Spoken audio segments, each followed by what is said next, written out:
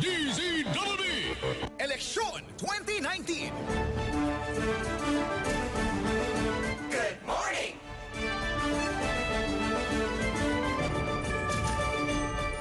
Magandang umaga, Metro Manila!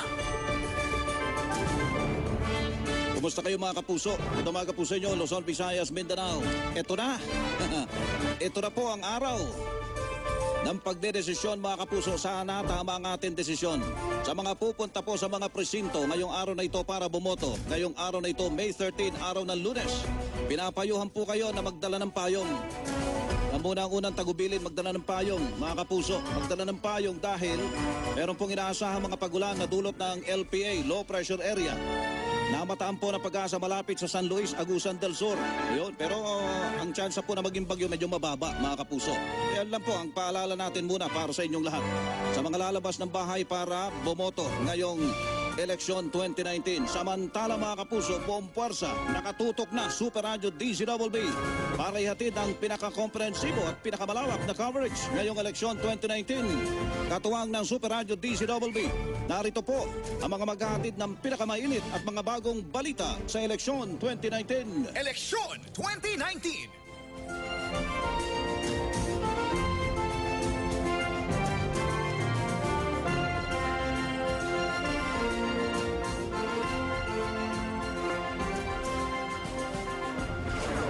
Walang kasinungalingan, bawang katotohanan lamang. Super Radio DZWB Eleksyon 2019 Special Coverage.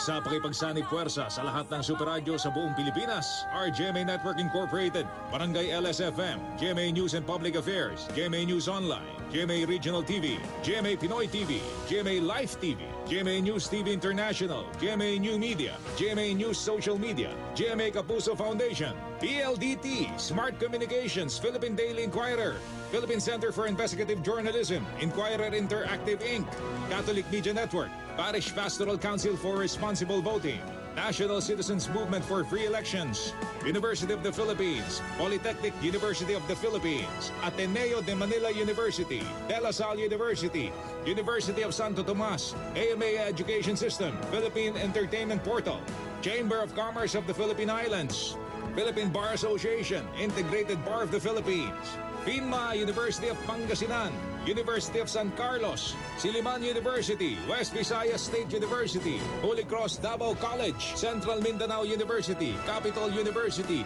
Twitter, YouTube, at ng Commission on Elections of COMELEC. Simula sa 13 ng buwan ng Mayo, Eleksyon 2019. Walang kinikilingan, walang pinoprotektahan, bawang katotohanan lamang. Eleksyon 2019, ang makasaysayang special coverage ng Super Radio DZWB. Super Radio DZWB Special Coverage. Eleksyon 2019. Oras natin mga kapuso, radyo na, TV pa, alas 6:05 na po ng umaga. Eto, arangkada na tayo. Ang mga inaasahan pong boboto, mga kapuso, ay mahigit sa 61 million registered voters sa 36 na mahigit. Halos 37,000 voting centers sa buong bansa. Alas 6 ng umaga po ang umpisa ng pagboto ngayong araw na ito. Mayroong 389,709 established precincts sa buong bansa. Habang mayroon namang 85,769 clustered o group precincts. Mga kapuso, nasa labas na po, kahapon pa, nakatutok na. Diyan sa lugar to, mga reporter natin, Luzon, Visayas, Mindanao at Metro Manila. Diyan po sa Quezon City, si Alan Gatos. Samantala sa Camanava area, si Glenn Wego. Si Mark Makalalad po ay nasa eastern part ng Metro Manila. Si Carlo Mateo nasa Maynila naman. Magkatuwang naman nag-iikot sa southern part ng Metro Manila ang veteranong si Mau de la Cruz at siyempre si Manny Vargas. Si Nim Parabelo nasa COMELEC Action Center. Si Benji Liwanag nakatutok naman sa Campo Crame Action Center. Si Tuesday Joe nasa Mandaluyong area. Metro Manila pa lang po yan mga kapuso. Mamaya, habang umuusad ang maghapon na ito hanggang bukas, ay tatanggap tayo ng mga report mula sa mga probinsya, katuwang ang CMN, RGMA, at iba pa nating mga kasama sa pagbabalita sa eleksyon 2019. Eto na po, arangkada na tayo. Eleksyon 2019. Pasada na tayo. Patikim balita mga kapuso. Nasa Comelec Action Center, Philippine International Convention Center sa lungsod ng Maynila. Nim Parabalo. Super Radio. Sa Philippine International Convention Center na magsisilbing command center ng COMELEC, itong buong eleksyon ay natanggap ang report na 97.7% ng lahat ng polling precinct ay dapat nakapag-umpisa ngayong alas 6 ng umaga. Yung natitirang 0.3% o 30 places, inaasang mag-umpisa din at maaaring na-delay lamang ang paghahatid ng mga vote counting machines. At dito, mamayang alas 3 ng hapon, magkukonvene ang COMELEC and Bank bilang National Board of Canvassers na magkakanvas ng boto para sa senatorial at party list elections. Mula dito sa PICC, Nim Paravelo ng GMA Super Radio, DZWB, nakatutok sa Eleksyon eleksyon 2019. Sorry. Alas 6:08 na. Mabilis masyado mga balita mga kapuso. Kailangan bilisan. Marami sila. Marami tayong nakakalat sa buong Pilipinas. Mula kay Nim Parabelo, punta tayo sa Corazon Aquino Elementary School, Batasan, Quezon City to. Alan Gatos, Alan! Super Radio. Bago ang pagbubukas ng eleksyon 2019, maaga nagpunta dito sa President Corazon Aquino Elementary School sa Batasan Hills sa Quezon City ang mga botante. Ayon sa ilan sa mga nakausap natin, Kuyang Melo, maaga na mga alas 4 pa lamang ng madaling araw, nandito na sila nakaabang kahit saradong-sarado pa ang gate. Ang paliwanag sa atin ng mga nakausap natin, gustong-gusto nila na maagang makaboto para maaga rin matapos. Pero pagpatak ng alas 6 ng umaga dito sa kinilalagyan natin, kung kani-kanina napakarami ng mga tao dito sa paligid ko ay kaagad na nakapasok na sa loob ng eskwelahan. Aabot sa 44,000 ang bilang ng mga botante na naririto sa bahagi ng President Corazon Aquino Elementary School na boboto ngayong araw. Ako si Alan Gatos ng Super Radio DCWB, nakatutok sa eleksyon 2019. Eleksyon 2019. Ang bilis ng oras mga kapuso, alas 6:09 na. Radyo na, TV pa. Barangay Accessible Polling Place. Ano kaya ito? Sa Ramon Magsaysay High School sa lungsod ng Maynila, handa na. Carlo Mateo Caloy! Umaligaw-gaw na yung napakalakas na tunog dito sa Ramon Magsaysay High School dito sa Kabanang Espanya. Ano yung tunog? Caloy, ano yung tunog? Batingaw? Isang buzzer, hindi batingaw eh. Buzzer yung narinig ko dito. Ibig sabihin bukas na ang may 30 clustered precinct para sa 24 na barangay sakop nitong District 4 dito sa lungsod ng Maynila. At aking padalaman mula kay Jean Pangilinan, ang punong guro, ang pinaka-pinuno nitong polling center dito nga sa Ramon Magsaysay High School ay ready na rin itong emergency accessible polling place at dito boboto ang mga senior citizen, yung buntis at may buntis. persons with disability. At ngayong umaga din ito, aking napagalaman na kabuang mahigit 20,000 mga registered voters ang nakadaktang magtungo ngayong araw na ito. At sa kabuuan naman ng lungsod ng Maynila ay mayroong 1,065,149 registered voters. Ako si Carlo Mateo ng GMA Super Radio DCWB, nakatutok sa eleksyon 2019. Eleksyon 2019. Oras natin mga kapuso, radyo na. TV pa, alas 6:11 na. Nasa Pinaglabanan Elementary School sa San Juan ito. Yung mga botante raw, maagang pumila para makaboto. Tuesday nyo, Nanay Tuesday. Super Radio. Ay, Nanay Tuesday. Hello. Yan, oy, napakalinaw. Ang ganda mo sa TV, oh. Meron ba?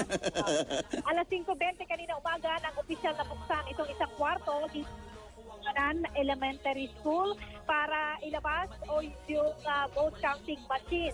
Alas 6 ng umaga nang opisyal na buksan itong gate dito sa Pinaglaban Elementary School at sinimulang papasukin ang mga botante. Ayon sa ilang miyembro ng Electoral Board, mula nang nakatulog sila kagabi ay alas 2 ng madaling araw ang gising nila, hindi na nila ulit alam kung anong oras sila ulit makatitikim ng tulog.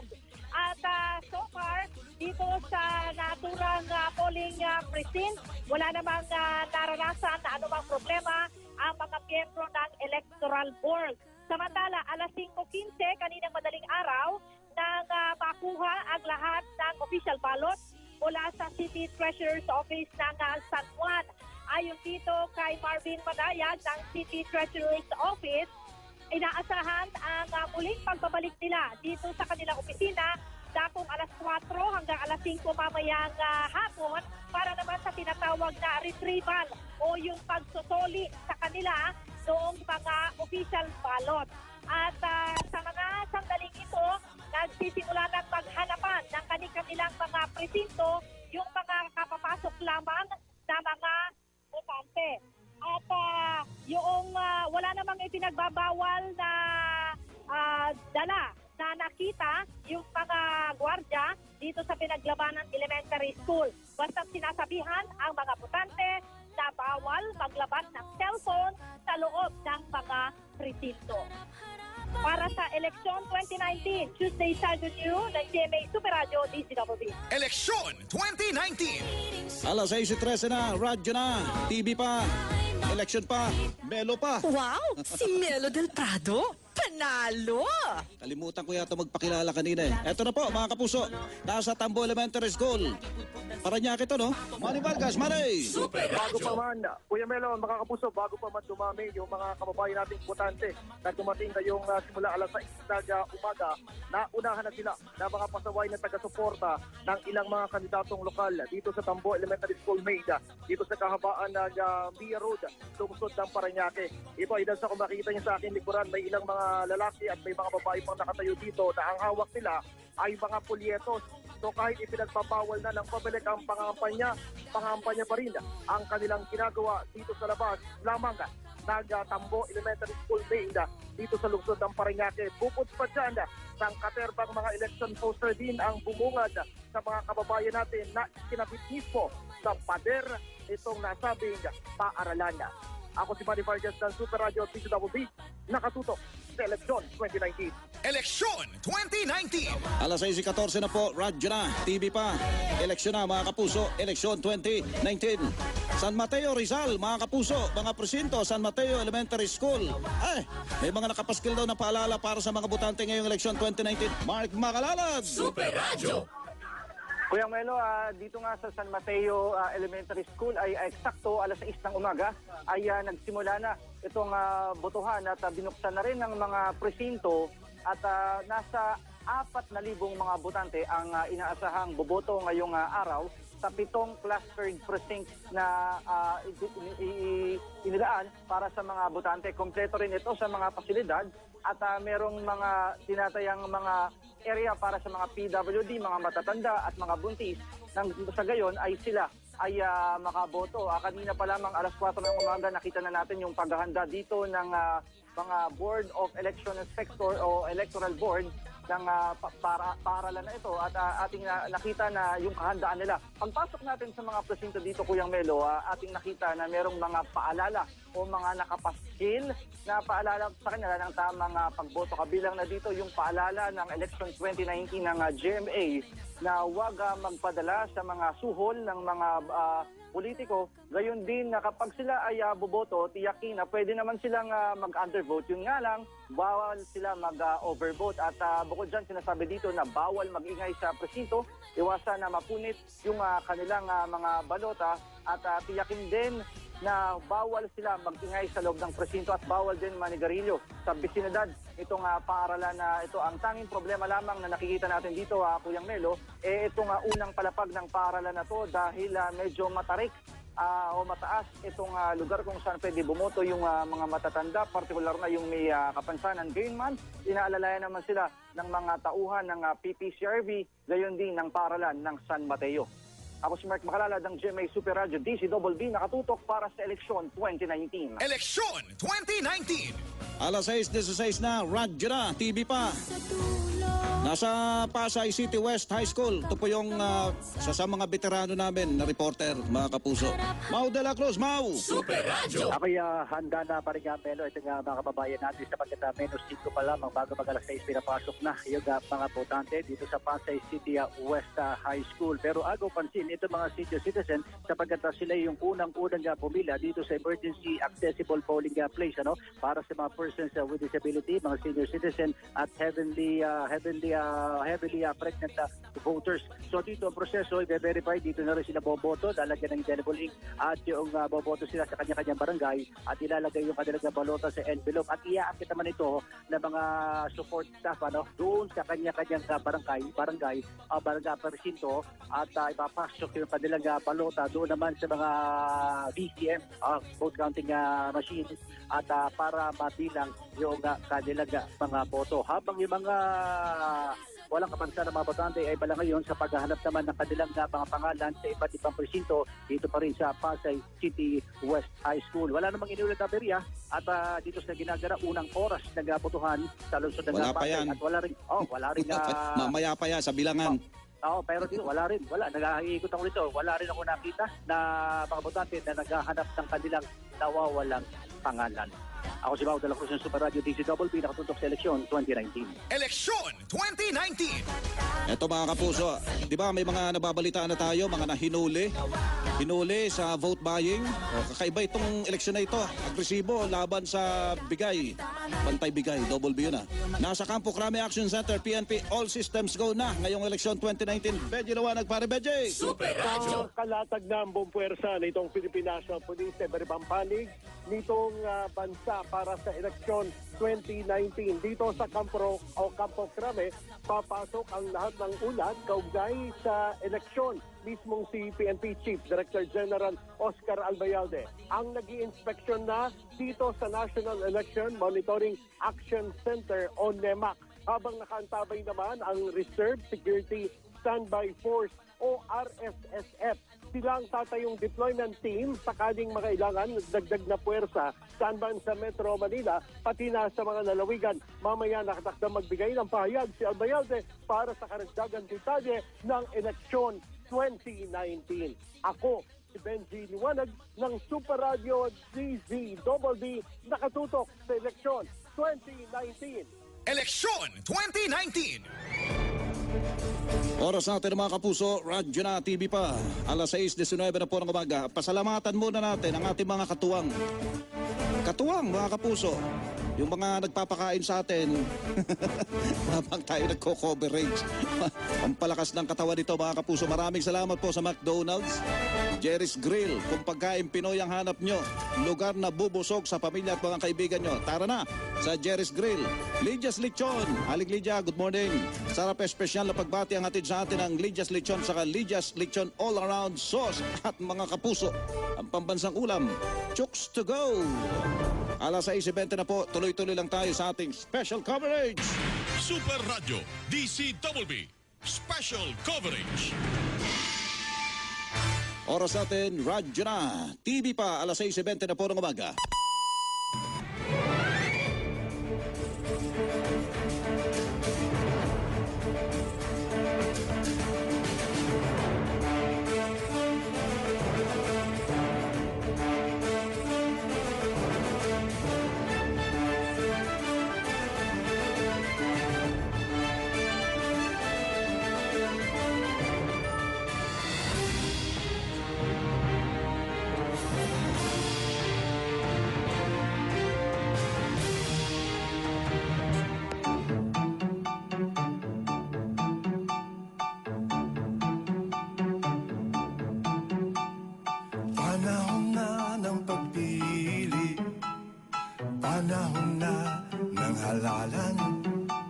Madami namang kandidato, madaming mukha at pangalan.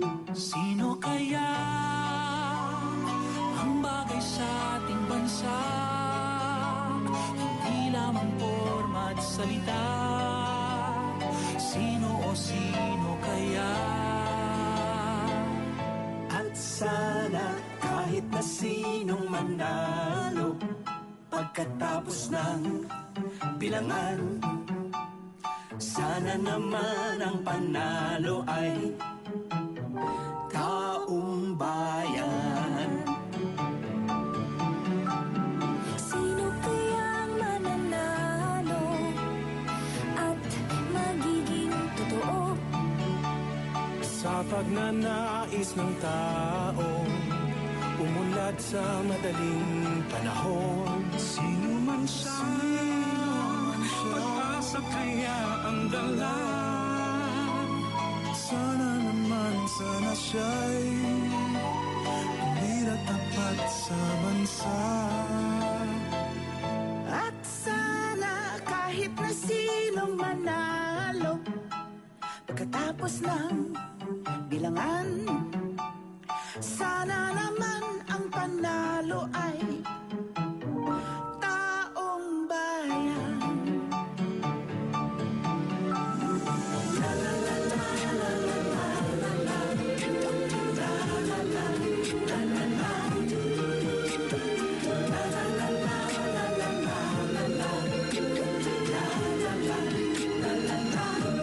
Sana naman isipin ang kapakanan ng mga mamamayan, maging gabay sa lipunan.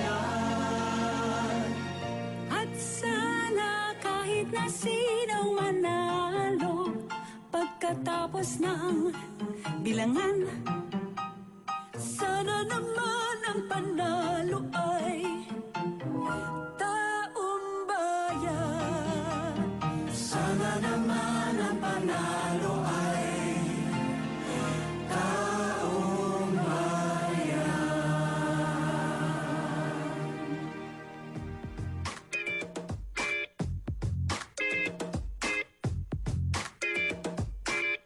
Siyempre, pag first time ka, excited ka. Masarap sa pakiramdam. Nung una, natatakot ako. Siyempre, wala akong experience sa ganun. I was only 18 at that time eh. So, siyempre, excited ka. Pagod nga tayo, paghanap ng mga, saan kayo anong kwarto? Feeling nervous, of course. Lahat naman tayo. For pag first time, oh my God, I don't know what to do. Nandun yung kaba, nandun yung aggressiveness, nandun yung nagtatanong ka sa sarili kung ano talagang mangyayari. Eh, mga matatanda kasi, sir, hindi naman kaagad yun eh. Parang ipitin yung muna, hindi yung kaagad, bigay kaagad, hindi po. Siyempre, pag first time ka, excited ka. Kung paano ka bumoto sa mga kandidatong dapat iboto. So, gumawa ako ng listahan para namili ako sa taong karapat-dapat. Nung una kong bumoto, back to national election, ang aking ibinoboto talaga, yung tipo kong kandidato. Siyempre, masaya na may kaba, na hindi mo alam kung paano mo isulat. Kinabahan ako nung una kasi siyempre first time kong bumoto, hindi ko pa alam. Pero na-experience ko na masarap pala bumoto. Makukuha mo yung sinong gusto mo. You're looking forward to changes doon sa barangay ninyo at the same time yung sa buong bansa. Saan ang presento ko? Ang hirap, ang daming tao. Ang init-init. Tapos, ang gulo nila. Pero masaya naman kasi first time ko yung bumoto. So, parang nagkaroon na ako ng karapatan. Masarap sa pakiramdam kasi pakiramdam ko, nakatulong ako sa bansa natin.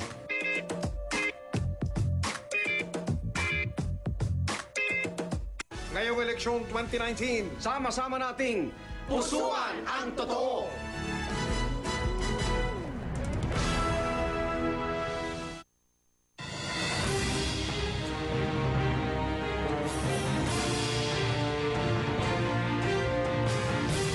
Eleksyon 2019.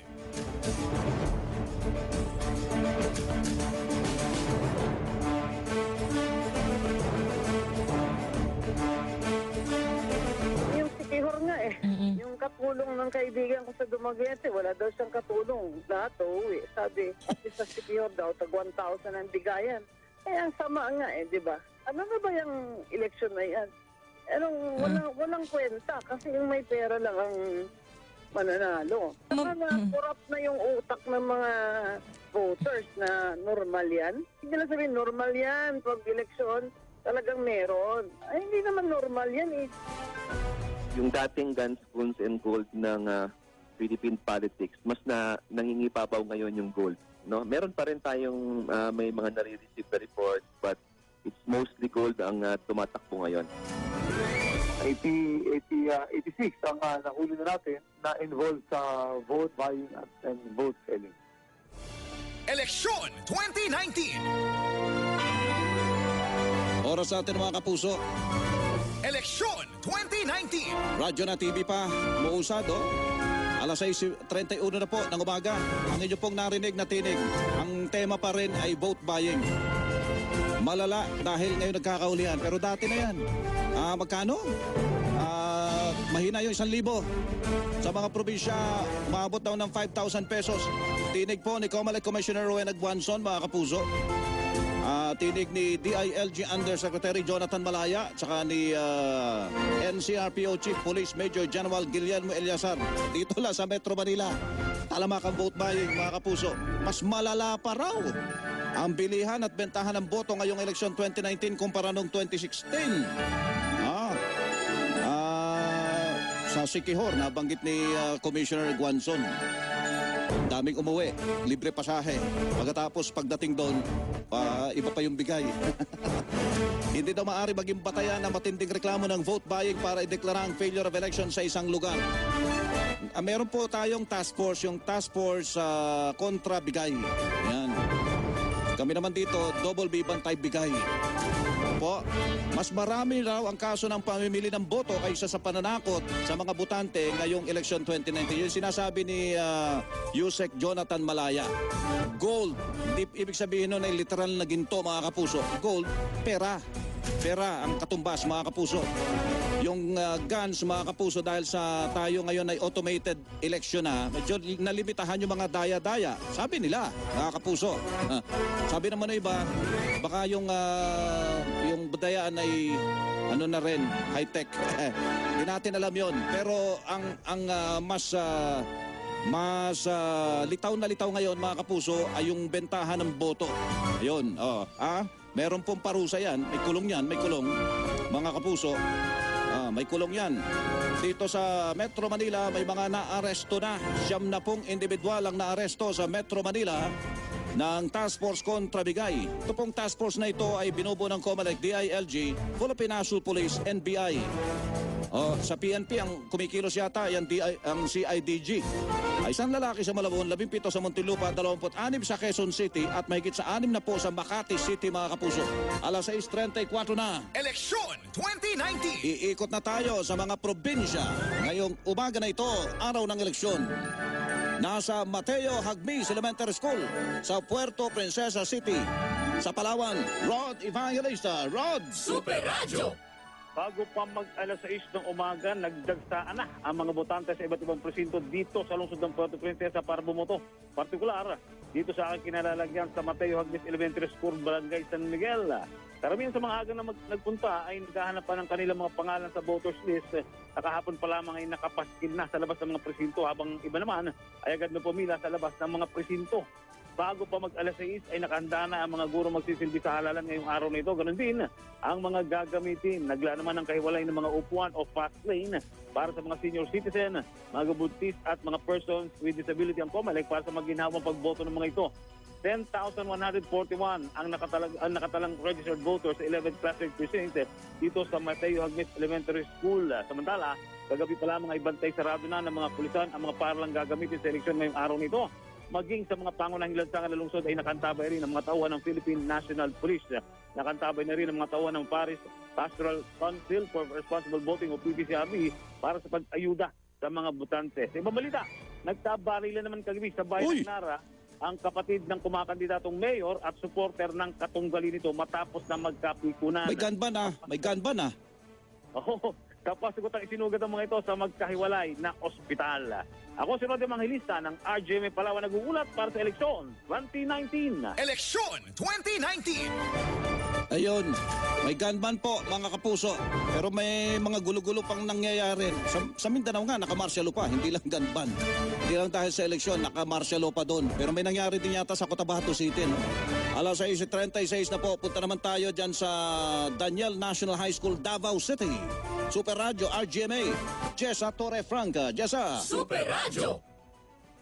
Nagbukas na nga ang mga polling precincts dito sa Daniel R. Aguinaldo National High School sa lungsod ng Davao at nagsimula ng bumoto ang mga botante kung saan mayroong 7 polling precinct at isa sa ang may pinakamaraming botante sa lungsod ng Davao na hindi bababa sa 10,000 na mga botante. Marami na rin ang mga nagsidatingan ng mga botante sa nasabing polling center at may iba nga na botante na hindi pa man nagbukas sa mga polling precinct, maagang pumunta para bumoto. Tuloy-tuloy naman at walang problema sa loob ng 30 minutes to 30 minutos matapos buksan ang mga voting o itong mga polling centers. Inaasahan namang pasado alas 7 ngayong umaga, mas marami pa mga botanteng tutungo dito sa mga polling center para bumoto. Isa rin sa sinubaybayan natin ngayong araw ng botohan ang paggamit ng Voters Registration Verification Machine kon VRVM na isa sa mga pioneer na gagamit ang Davao del Sur bago yun, at bago. Davao City. Oo, At wala yan na yung muna. papel-papel. Yes, bago. Wala na yung papel-papel, yung biometric na po ang gagamitin nito. Pero hindi lahat ha, hindi lahat. Biometrics tama, hindi lahat. Kasi Hindi parang pinapilot lang yung ibang lugar, no ha? Sinusubukan sa ibang lugar. Oo. Dito sa Davao del Sur at Davao City po yung pioneering. At yan nga kung inaasahan o titingnan kung magiging epektibo ba ito o mas madali o mas magdadagdag ng kahirapan lang dito sa ating mga electoral board. Masusubukan natin yan. Susubukan. At yan muna ang update mula dito sa Davao, dyan sa Torre Franca sa RGMA Davao, nakatutok sa eleksyon 2019. Eleksyon 2019. Oras natin mga kapuso, alas 6:37 na. Radyo na, TV pa. Nasa Baluarte Elementary School sa Iloilo City. Ivan Aguana, RGMA, Super Radio, Iloilo. Super Radio. Melo, maaga pa lamang ay patuloy na sa pagsidatingan ng mga botante sa Baluarte Elementary School upang i-check ang kanilang mga pangalan sa voters list. Alas 6 sa kaninang umaga, nag-alarm ang bell ng paralan hudyat ang pagbukas ng mga presinto para sa mga botante. Isa ang Baluarte Elementary School sa pinakamaraming botante dito sa lungsod na mayroong 17,962 voters na kinabibilangan ng siyam na mga barangay at mayroong 23 polling precincts. Dito rin bumuboto si former Senate President at Senator Franklin Drilon sa Cluster 376 sa ilalim ng presinto ng Barangay South Baluarte sa distrito ng Molo. Live mula dito sa Baluarte Elementary School sa lungsod ng Iloilo, mula sa RGMA Iloilo, ay panagwana nakatutok sa eleksyon 2019. Eleksyon 2019. Alas 6:38 na mga kapuso. Oras po yan sa buong Pilipinas. Nasa Banguet North Elementary School. Abra to Sama sa hotspot to Arnel Adriatico, DZPA AM, Abra. Super Radio. Arnel. Isang polling precinct lamang ang binuksan para sa mga botante dito sa Banguet North Elementary School dahil mas mababa sa 1,000 ang mga registered voters na maaabot lamang sa bilang na 909. Nakita ko may mga maagang pumila as early as 5:30 a.m. kanina dito at wala namang problema. Tanong ko sa kanila kung bakit maaga silang pumila, sabi nila, the earlier the better at upang hindi mabutan ng mainit na sikat ng araw. Lahat, they have something in common, yung mga maagang pumila. Kasamang Melo. Saan pila ba yan? Pila saan yan? Pila sa presinto? Pila sa sa kandidato para sa bentahan ng boto? Pila sa presinto para bumoto. And they have something in common. Lahat bagong paligo, Kasamang Melo. At hindi pa pinagpapawisan. Mabangong boboto, mabangong uuwi. Ako sa Arnel Adriatico ng DCBA 7 ang Baganabra, nakatutok sa eleksyon 2019. Bango mo! Bango mo, Arnel! Eleksyon 2019. Alas 6:40 na po. Radyo na, TV pa. Doon naman tayo sa Mindanao ito, no? San Juan Elementary School, mga kapuso. Diyan po sa Gimook, Misamis Oriental. Willie Boy Ramos, CMN Northern Mindanao. Willie Boy! Super Radio. Asado pa ang mga tauhan ng Commission on Elections Board of Election Inspector Gimook City, Misamis Oriental upang pagsiservisyohan ang may mahigit sa 86,000 mga rehistradong botante mula sa 79 na mga barangays na may 128 clustered polling precincts na hanggang sa ngayon ay hindi pa umusad ang botohan dito sa ating mga board of election inspectors. Alamin natin kung ano mga problema nito. Kalmado rin, sumalit na niguro ang mga elemento ng Gimook City Police Office kasama ay ang pagdispatsa ng mga police officer iba't ibang presinto sa kabila ng Gimook City ay isang matahimik na syudad sa Northern Mindanao. Ako si Willie Ramos, CNN Roving Reporter ng Mindanao, nakatutok para sa eleksyon 2019. Eleksyon 2019. Itong lugar na pupuntahan natin mga kapuso, ito'y traditional na hotspot ito ng COMELEC saka ng Philippine National Police. Dahil maraming mga nangyari na dyan sa mga nakalipas na panahon. Sa eleksyon din, politika mga kapuso. Ito sa Jose Sorbito Senior Elementary School sa Masbate. Mula sa DZIM Masbate, Alvin Floresta. Alvin! Super Radio. Alvin? Narito ako ngayon sa Jose Sorbito Senior Elementary School dito sa Quezon Street, Masbate City. Ito ay nasa pinakagitna mismo ng nasabing syudad. Alas 5:45 ng umaga kanina nang buksan ang mga BCM at eksakto alas 6 nang buksan na yung mga voting percent para sa mga botante. At nandito na rin siyempre kanina pa yung mga BEI, mga poll watchers, mga ilang kapulisan. At sa ngayon ay dumadagsa na yung mga botante mula naman sa dalawang barangay, ang Barangay Sentro at Barangay F. Magallanes. Ito na ating school ay merong 5 voting precinct. Sa ngayon, matahimik at pa dito at inaasahan naman na maya-maya ay mas dadami pa yung mga botante galing naman sa mga nasabing barangay. Ako, si Alvin Torresa ng DZIM CMN Masbate para sa eleksyon 2019. Eleksyon 2019. Salamat naman. Matahimik pa so far mga kapuso. Yan naman talaga hinahangad natin. Makapagdaos tayo ng eleksyon 2019 na matahimik. Walang gulo. Kasi yung mga nagbibigay ng bayad. Palihim. Kaya tahimik. Malala. Malala mga kapuso. Eleksyon 2019. Malala ang bentahan ng boto. May parusa po yung nagbebenta at saka tumatanggap ng bayad para sa boto. Iba-ibang klase po ng pamimili ito ng boto ha. Mga kapuso, oras natin alas 6:43 na. Ito lang at pinasasalamatan po natin, katuwang natin sa pagbabalita at paghahatid ng mga impormasyon ngayong eleksyon 2019. McDonald's. Wow! Jerry's Grill. Kung pagkain Pinoy ang hanap nyo, lugar na bubusog sa pamilya at mga kaibigan nyo, tara na po sa Jerry's Grill. Lydia's Lechon. Sarap espesyal na pagbati ang hatid sa atin ng Lydia's Lechon at Lydia's Lechon all-around sauce, mga kapuso. Tirahan nyo ako ng malutong na balat dyan ha. Andoy! Andoy, nasaan ka? Chooks to go mga kapuso.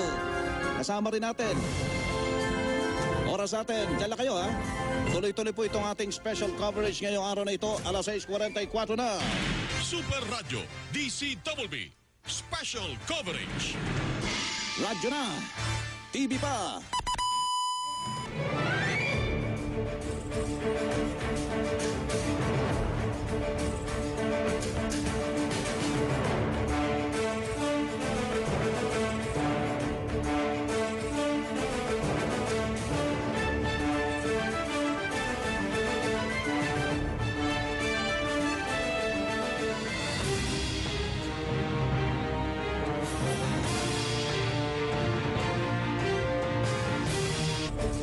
Eleksyon 2019.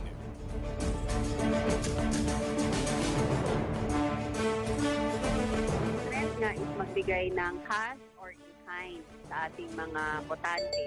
At nag-iiba-iba na ngayon yung figures. May mura, may mahal.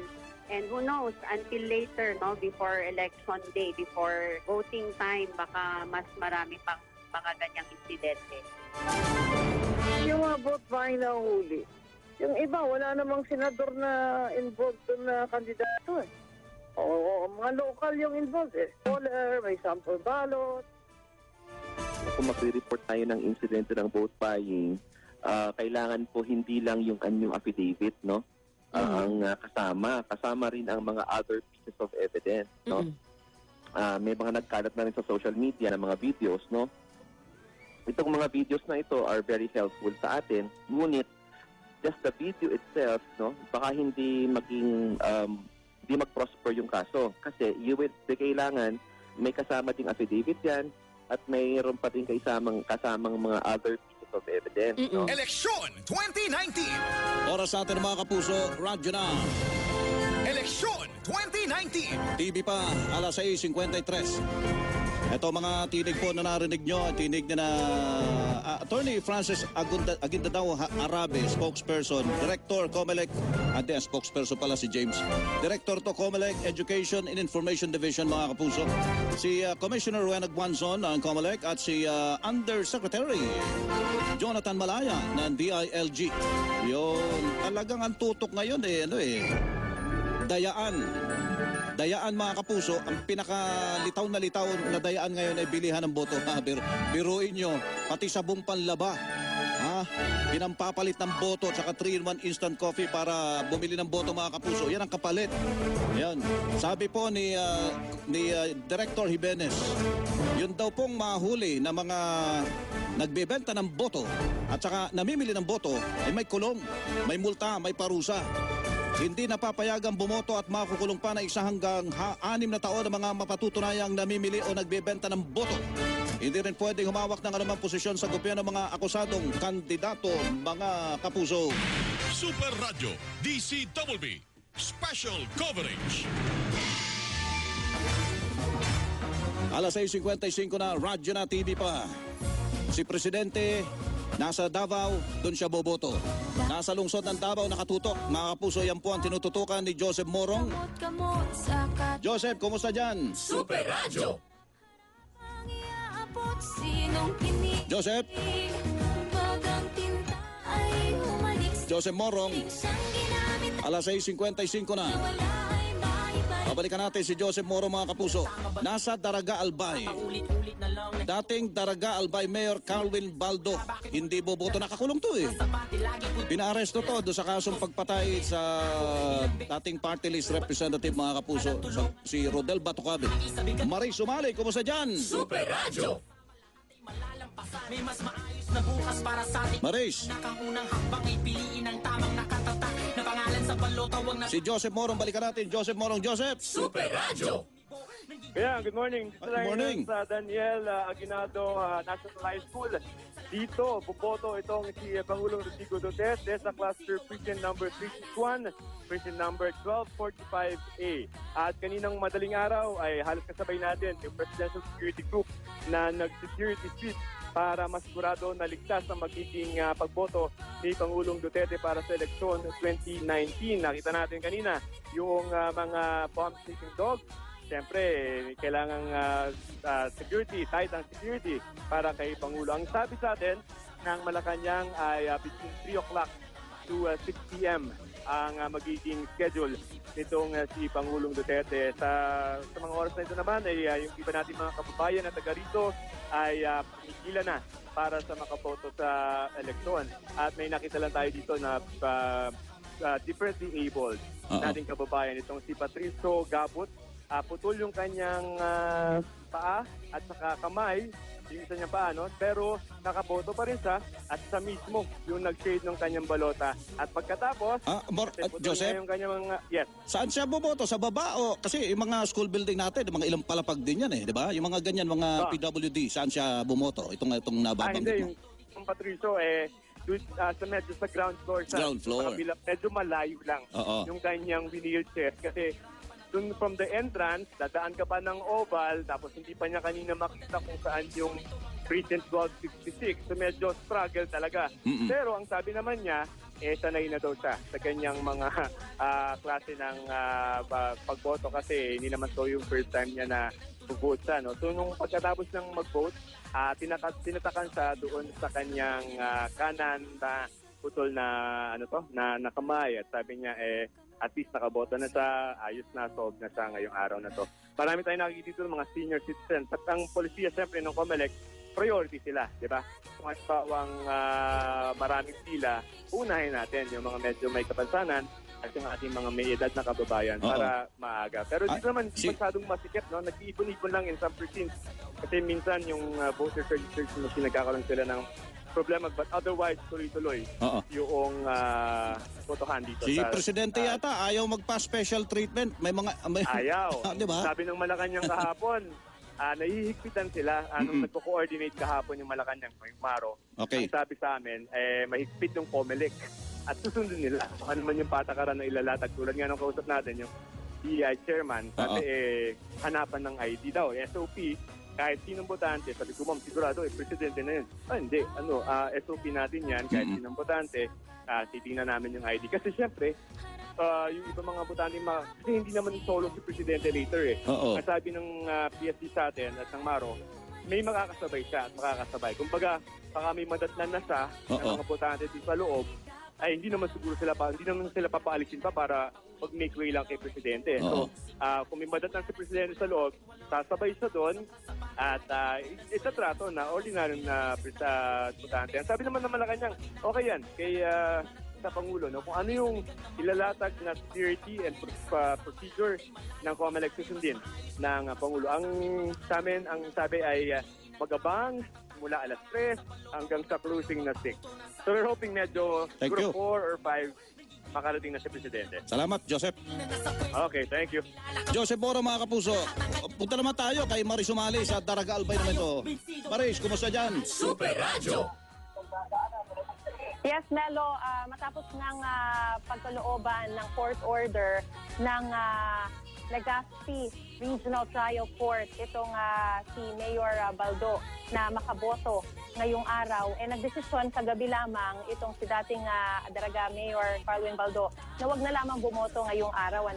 Yan po ang impormasyon binigay sa atin ng warden ng Legazpi City Jail na si Rodolfo Versosa. Ayon kay Versosa, habang tinatulakay nila kagabi yung latag ng seguridad na ibibigay nila sana para kay Mayor Baldo sa kanyang pagboto ngayong araw sa Tagas Elementary School kung saan siya nakarehistro, ay nagdesisyon itong si Baldo na wag na lamang sa bumoto nang malaman niya na tanging mga national candidates at party list representative lamang ang maaari niyang iboto. Ibig sabihin, hindi siya makakaboto dun sa mga local candidates kabilang yung posisyon ng pagkaalkalde na kanyang tinatakbuhan.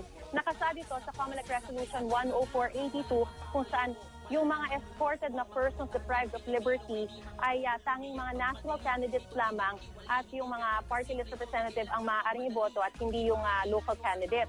So sabi ni Mayor Baldo, ay useless na rin daw ito para sa kanya dahil hindi rin naman niya maboboto yung kanyang sarili. Ayon pa kay Warden Versosa, hindi na pwedeng bawiin ni Baldo yung kanyang sinabi dahil nag-sign na siya, pumirma na siya ng waiver o ng affidavit na hindi na siya boboto ngayong araw. Kaya inabort na o binawi na yung security measures o security plans na inilaan para sa kanya ngayong araw.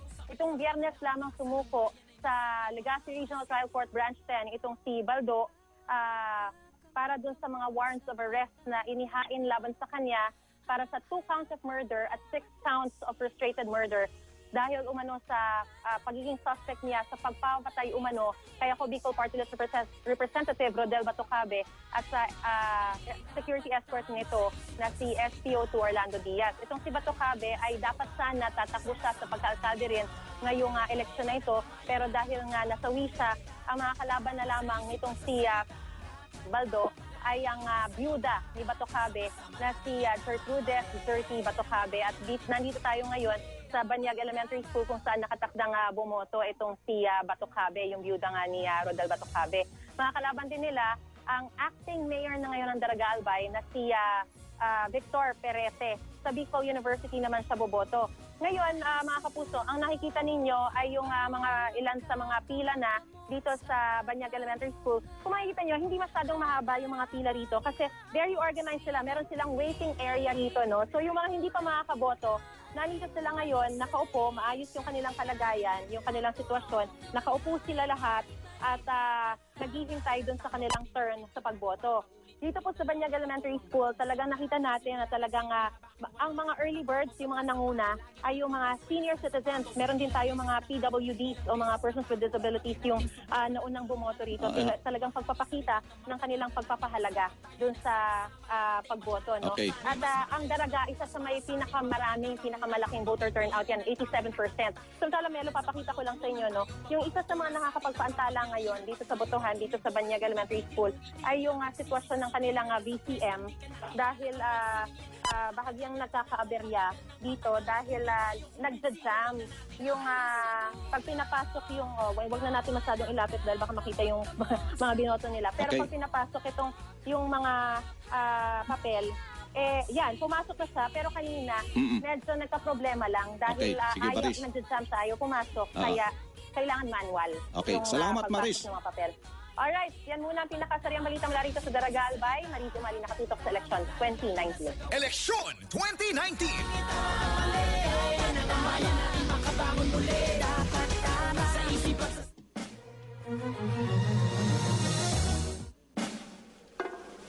Eleksyon 2019. Salamat po na marami mga kapuso. Marami pa tayong mga balita. Dami, nakapila. Lahat po ng panig ng Pilipinas. Basta may presinto. Presinto ng election 2019. Ay amin pong ihati ng mga balita. Salamat po na marami. Susunod na po mga balita. Super balita sa umaga nationwide kasama si Mike Enriquez at Joel Reyes Zobel.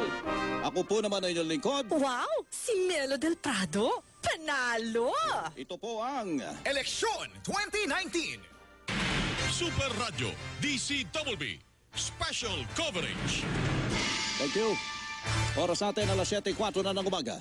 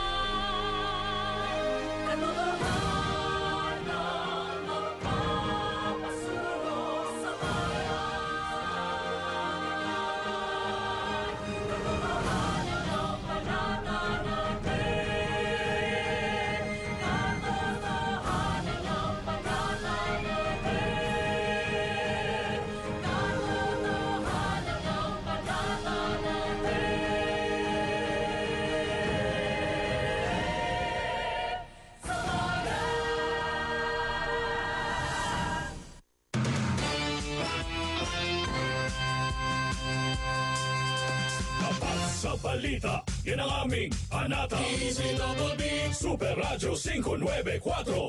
Lagi naka-alerto, serbisyong totoo. DZWB Kapuso nyo sa radyo. Walang kinikilingan, walang pinoprotektahan. Serbisyong totoo lamang, walang iwanan. Paninindigan, matatag, maaasahan. DZWB Super Radio 594. Kapusong Pilipino, lahat Super Radio. DZWB Serbisyong totoo. Walang kinikilingan, walang pinoprotektahan. Serbisyong totoo lamang, walang iwanan. Serbisyong totoo lamang, walang iwanan. DZWB Super Radio.